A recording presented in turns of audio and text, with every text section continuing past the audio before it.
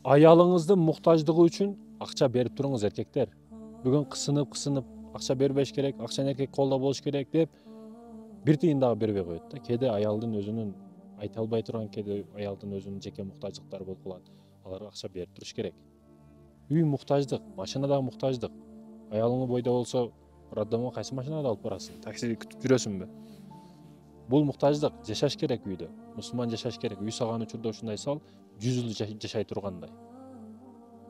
Ибадат кылсаң бир күн өлө тургандай ибадат кыл. Айтайын дегеним, биз кыска ойлонбошубуз керек. Аялдын өзү муктаждыктары бар, акча бериш керек.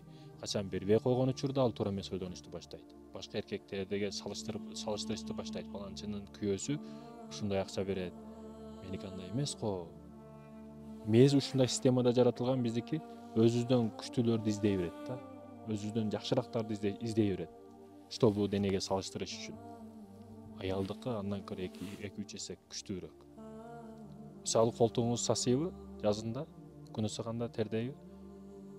Эгер өзүңүзгө жыттанып атса, демек билиңиз, сизден көрө 10 эсе көбүрөөк жыт алдыңыздагы адамдарга жыттанып атат да. Түшүнүктүү болду деп ойлойм.